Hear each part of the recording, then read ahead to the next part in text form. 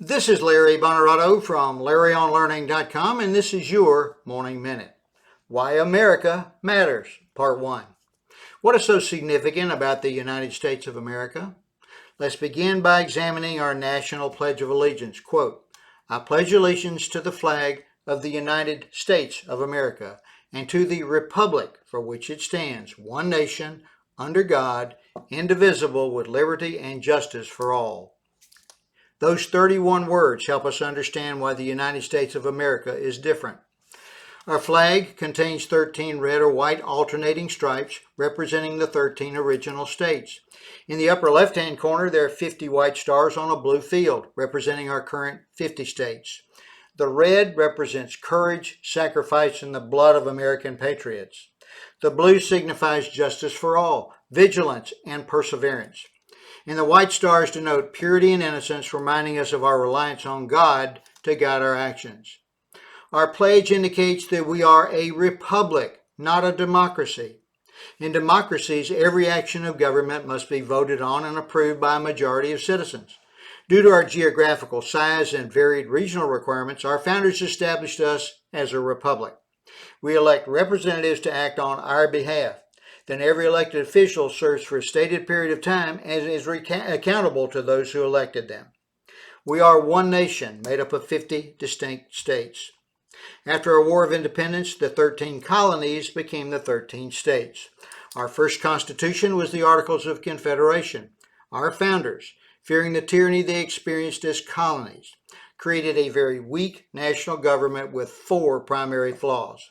First, there were 13 state courts with no national court to settle disagreements. Second, inasmuch as there was no way to collect taxes, the federal government relied on revenues collected by the states. Third, because the federal government could not regulate commerce between the states collected fees and tariffs on cross-state transactions. And fourth, each state was allowed only one vote in Congress, regardless of its size or population.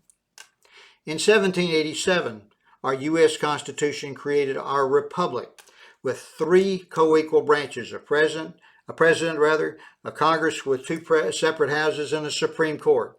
They installed a system of checks and balances between these separate branches, limiting the power of each. Our Constitution was designed to limit the power of our federal government.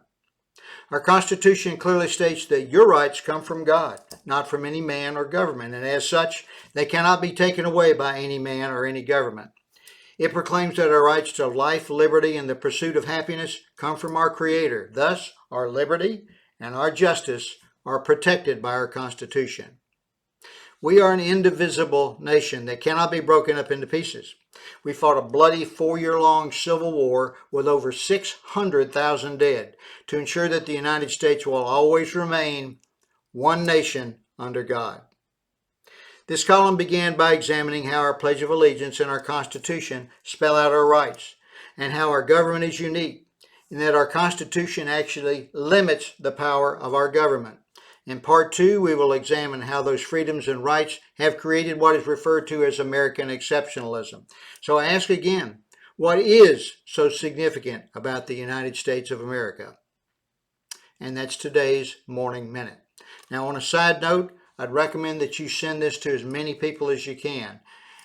Forward it, print it out, get it in people's hands, because I can tell you right now that the kids are not being taught this in school.